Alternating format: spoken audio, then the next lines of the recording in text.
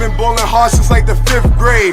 Watching AI getting 40 with the French braids. Love Indiana, I'ma miss some good days. Charlotte Hornet, MJ, that's a new wave. Shorty like the way that I ball out. I've been getting money till I fall out. Stupid maid, then I tell her call out. Bonjour à tous et bienvenue sur 5x5, votre podcast 100% basket, 100% analyse PMU. Je suis votre hôte Sativa comme toujours et je suis rejoint par l'équipe de consultants habituels, Réa, Popdoc. Bonjour tout le monde. Bonjour. Bonjour. Aujourd'hui, nous aborderons la dernière série de l'Est, la série qui va opposer le leader de la conférence, le Miami Heat, avec 53 victoires et 29 défaites au total, à l'équipe qui est sortie du play-in, Atlanta, après avoir battu Charlotte 132-103 et après avoir battu Cleveland 107-101. Atlanta qui par contre il semblerait perdu Capella dans ce dernier match contre Cleveland avec une belle blessure au genou. Autant dire que ses chances de jouer contre Miami sont assez faibles. On verra le bilan de santé, on va dire, de Capella, je pense, d'ici voilà, quelques jours. On va lui souhaiter que ça ne soit pas plus grave que ça. Apparemment, il aurait évité les Hawks pensent qu'il a évité la blessure sérieuse au genou, mais dans tous les cas, je pense qu'on est à minima sur une belle hyperextension. Ça va pas empêcher de certains de mettre 50 points en finale, mais c'est autre chose. Mais c'est déjà ça. C'est déjà pas mal. On n'aime jamais voir des joueurs qui se blessent. Donc, on n'aime jamais voir des joueurs qui se blessent. Et je pense qu'il y aura déjà eu la news officielle d'ici à ce que le podcast sort. Mais ça sent pas très bon quand même pour Clint Capella. Sinon, au niveau infirmerie, je crois que j'ai rien de précis dans cette série, puisque Miami aligne tout le monde et Atlanta ah oui, John Collins, pardon. John Collins qui a repris quand même l'entraînement depuis quelques temps, mais pas sûr qu'on le voit. Peut-être qu'on le verra si ça tire en plus de 4 matchs, plus de 5 matchs. Mais John Collins, toujours blessé au pied.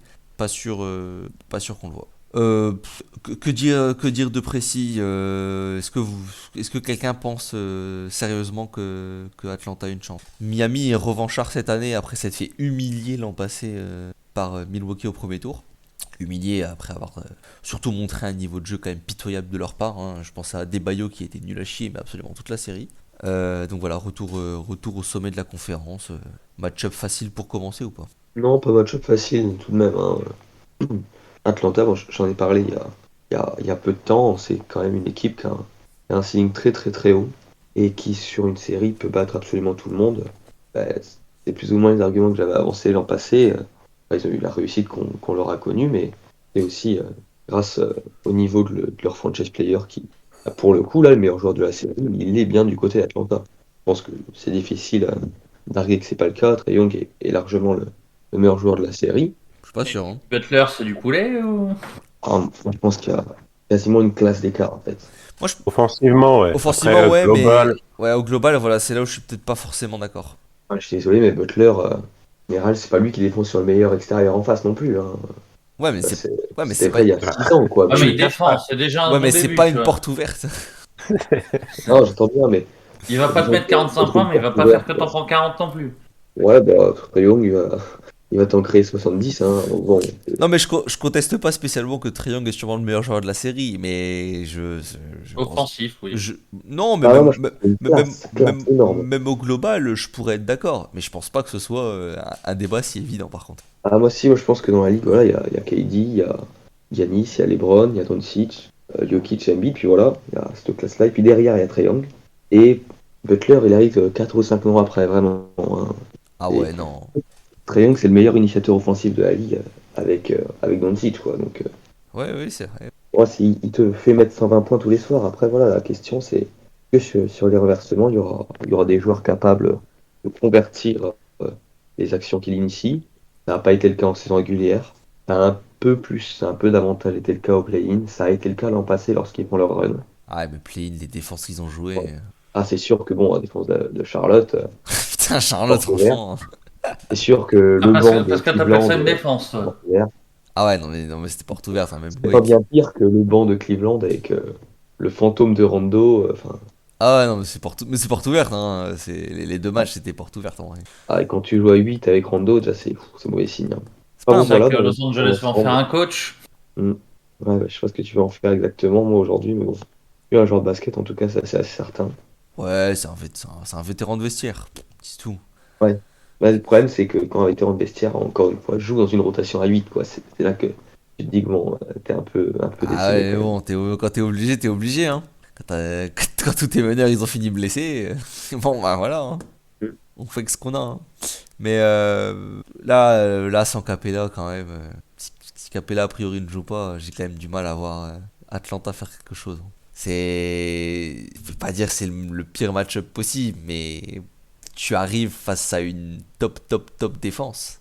Et là, Trae Young est tout Ah, on est seul. dans une top attaque, quoi, pour le coup. Enfin, Atlanta est une top attaque, certes, mais pas- le, le, le, pas le- le problème, cette c'est que derrière, ils ont pas de année, c'est défense. sûr que c'est Là, le problème, c'est qu'ils ont pas de défense derrière. Donc oui, Atlanta est capable de compenser avec un minimum de scoring, mais c'est le, l'inverse n'existe pas. C'est-à-dire que Miami va savoir freiner Atlanta. Atlanta ne va pas savoir freiner Miami, en fait, tout simplement. certain, mais faut voir si Miami est capable de convertir. Bah, Miami, oui, peut-être qu'ils vont ramer en attaque, surtout en ayant fait des playoffs dégueulasses l'an dernier, mais je sais pas, ils arrivent avec un statut de premier de conf quand même. Ils ont mis des beaux cartons.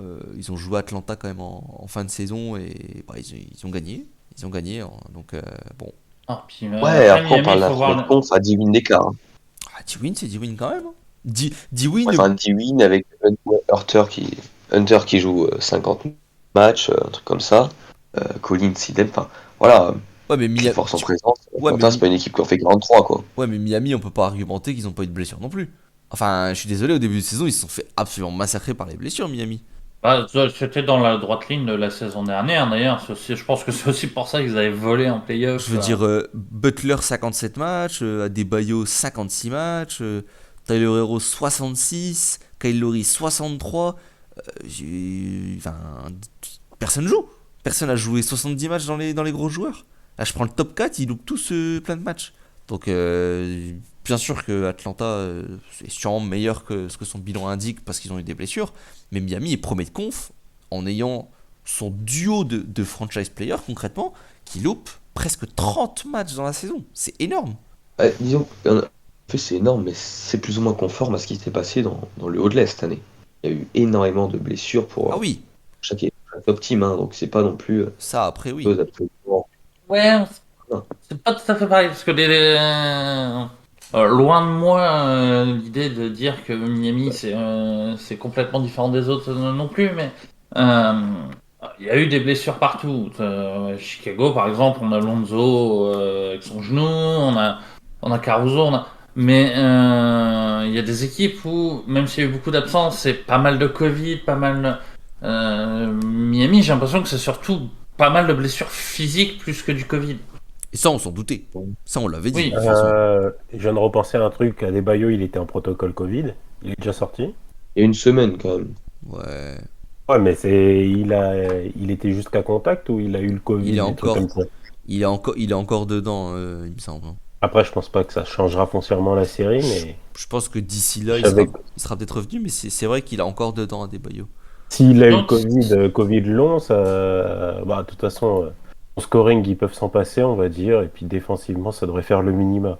donc ça changera peut-être les playoffs, mais pas forcément ce tour-ci. Ouais, Surtout non, que c'est pas au complet en face. Non, mais là, moi, je donnais déjà pas beaucoup de chance à Atlanta, mais sans Capella à l'intérieur, je vois pas comment c'est possible. Je vois vraiment pas comment c'est possible. Trae Young va faire ce qu'il peut, mais sinon, non. Après, Trae Young est à 100% cette saison. Ouais.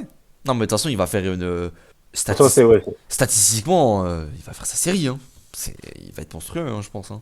Encore que Kyle Lowry, c'est pas non plus c'est pas non plus le mec sur qui t'as forcément envie de tomber. Mais... Ouais. Ça va être chiant pour Ah, lui. mais- c'est le chien galeux qui fait la même taille que lui. C'est pas.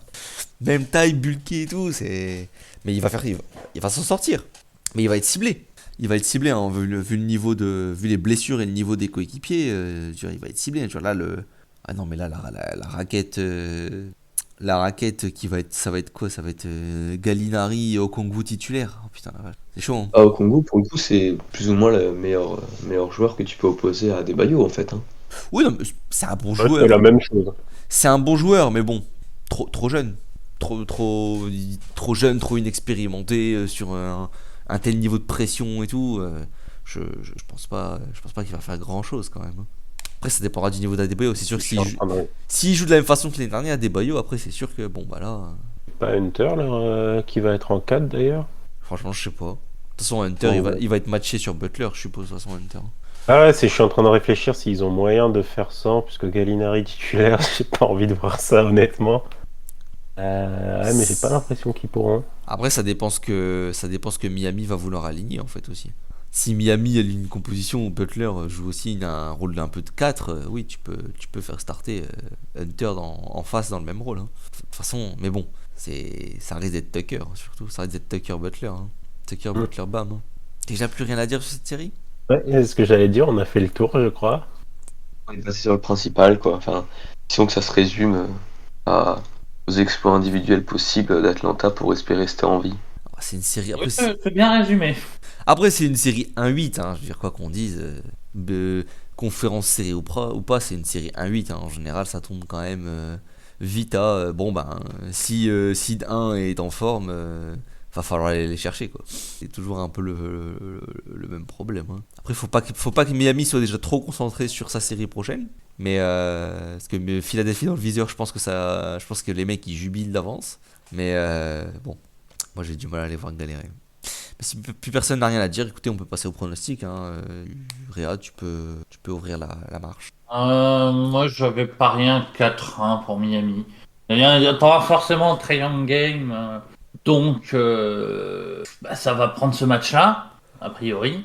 Mais le collectif de Miami, le fait qu'il y ait plus de talent disponible au global, fait que Miami devrait l'emporter assez facilement, sauf à jouer vraiment à l'envers comme l'an dernier. Pop. Ouais, c'était parti sur 4-3 Miami, mais ça me donne envie de même mettre Atlanta, ce manque de confiance envers les Hawks, mais bon, je vais rester sur 4-3 Miami. 4-3 Miami, Doc. Moi, j'aimerais bien voir Atlanta au tour suivant, dans l'éventualité où les Sixers y sont, histoire de me venger. Mais on va plutôt partir sur un 4-2 Miami. Ok, 4-2 Miami. 4-1 Miami, perso. J'avoue que je sais qu'on n'a pas confiance. Tu parles de pas de confiance aux Hawks, mais j'ai presque envie de parler de disrespect du Heat un peu en même temps quand même. Je pense que c'est quand même une équipe. On l'a vu en passé. Après, c'est pas impossible aussi que Pop ait encore en tête leur implosion de l'an dernier. C'est pas impossible qu'ils jouent comme l'an dernier aussi d'ailleurs, hein. Si on me dit que le Heat galère, je serais pas surpris non plus. Mais c'est pas. Franchement, à part cette faille mentale de l'an dernier, cette faillite complète, sinon c'est pas une équipe où je me dis c'est des mecs qui peuvent craquer, qui ont des faiblesses dans leur jeu. Enfin, c'est complet, c'est bon, c'est solide. Y a rien à dire. Pour un premier tour. Après, pour plus loin, il y aura des choses à dire. Mais là, rien à dire perso. Bon bah voilà qui conclut cette petite preview. Relativement courte, mais avec peu de choses à dire par rapport à d'autres. On espère que ça vous a plu et on se retrouve pour la toute dernière preview qui risque d'être tout aussi courte, si ce n'est plus, entre Phoenix et les Pels. Au revoir. Salut. Salut.